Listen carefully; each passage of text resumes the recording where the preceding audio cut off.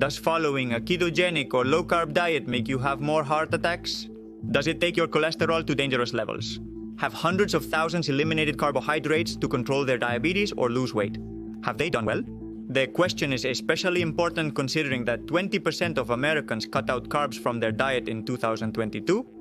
Today, we delve into the cardiovascular effects of low-carbohydrate diets.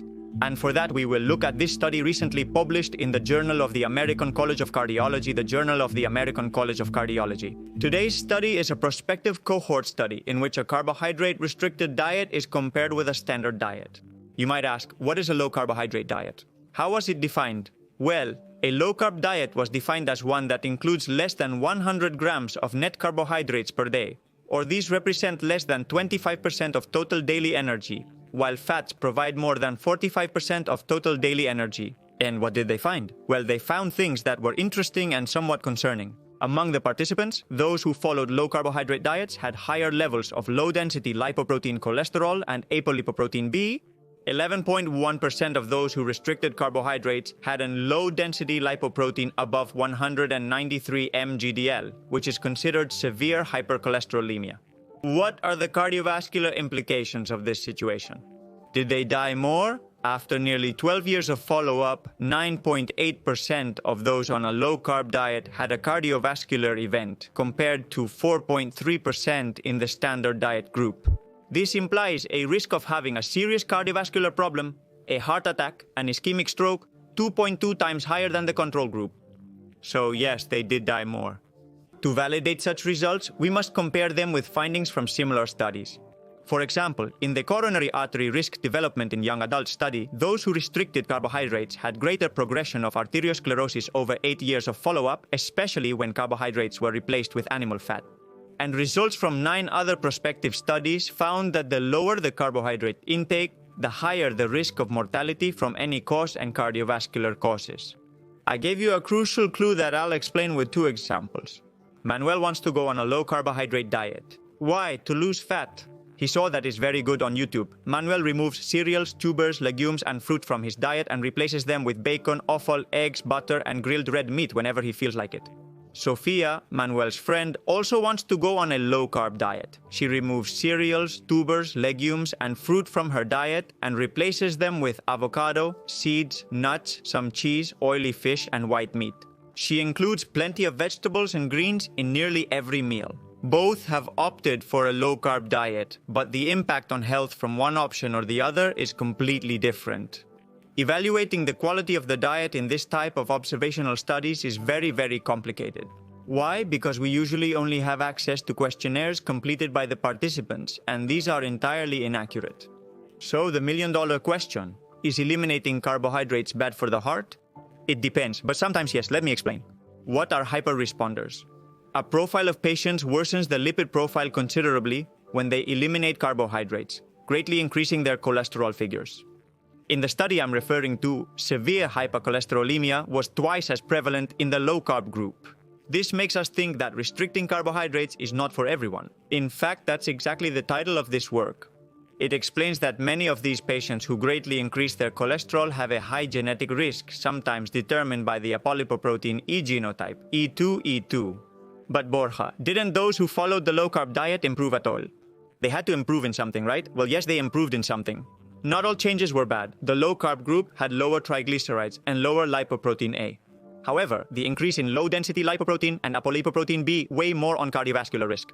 Notice that even though the low-carb group was consuming almost 500 calories less, 1.449 on average compared to 1.992 in the normal diet group, the cardiovascular results were worse. And this reminds us that low-carb diets have an appetite-suppressing effect, stimulate satiety hormones, but above all, they are effective for creating a caloric deficit and losing fat. I'll talk about this at the end of the video. And even the consumption of free sugars, mind you, was more than 3 times higher in the standard diet group, with 60 grams daily versus 17.4 grams in the low-carb group. That is, think about it. We have 2 clearly favorable factors in the low-carb group, caloric restriction and low consumption of simple sugars, and yet the cardiovascular result is worse than in the control group. They also drank less alcohol than the control group. What's going on then? Why that result? I'll try to explain it later. And it's curious, because the consumption of saturated fat is practically similar in both groups, 25.4 grams in the control and 27.8 in the low-carb group. We can't just blame saturated fat, because as I said, the amounts are very similar. As for cholesterol intake, the standard diet group had about 200 milligrams daily, and in the low-carb, well about 490 milligrams. That is, more than double. This would justify hypercholesterolemia in hyper-responders, although some people on low-carb diets do not raise or even lower their low-density lipoprotein. There is significant variability, which is why we revisit the question, are low-carb diets detrimental to heart health? Well, in light of this specific study and some others, yes, but I have to tell you that not all evidence goes in this direction. In fact, the cardioprotective role of ketone bodies has been previously described by supplementing cardiomyocyte metabolism in the heart. Although exposure to enough ketone bodies occurs more in ketogenic diets, that is even more restricted in carbohydrates and not in low-carb diets. So, what conclusions do we draw from this work? The first thing is that you shouldn't start a carbohydrate-restricted diet without professional monitoring. Prior analysis and periodic checks are required. The second thing is that it should be a specific, short-term tool. Why? Because there is no evidence to justify it as a lifestyle, as there is evidence with the Mediterranean diet or other interventions. Unless you were born Inuit, and even they have significantly altered their diet in recent decades. On the other hand, we know they work well for losing fat, and when you have significant obesity, the cardiovascular risk caused by obesity is greater than the cardiovascular risk that a short-term nutritional intervention of 3 or 6 months may cause you.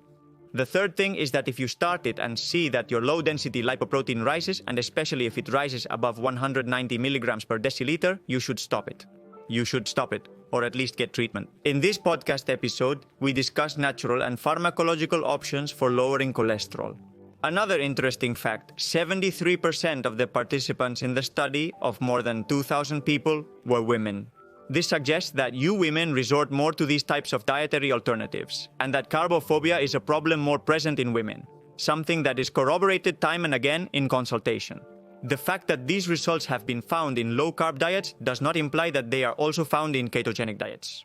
In this study, ketone bodies did not rise enough to talk about nutritional ketosis. And as we have seen before, these molecules, mainly beta-hydroxybutyrate, play a certain protective role on the cardiovascular system, also on the brain. So, Borja, why do more people die from heart disease? We don't know for sure. We can have several hypotheses. The main one is that indeed the progression of arteriosclerosis increases. A carbohydrate-free diet is also expected to increase sympathetic tone, which is harmful to the heart. I elaborate on the sympathetic tone in this video. And thirdly, we would be eliminating from the diet clearly cardioprotective elements included in carbohydrate-rich foods, not to mention the impact on the microbiota, which is quite negative. We're done now. I'm watching you. Let this not be an excuse to start eating processed sources of carbohydrates and simple sugars. Why? Because it will further worsen your cardiovascular health. Although very well done, being an observational study, we cannot conclude causality. And this point is key, you shouldn't be too alarmed. However, it does lay the groundwork for us to be very cautious with carbohydrate-restricted diets. Because, I remind you, if you are over 50, cardiovascular disease is your biggest threat right now, closely followed by cancer. I remind you that if you need it, you have nutritional counseling and online medical consultation available at Empower Academy. Thanks for your attention, subscribing, and unconditional support. See you in the next video. A big hug and keep empowering.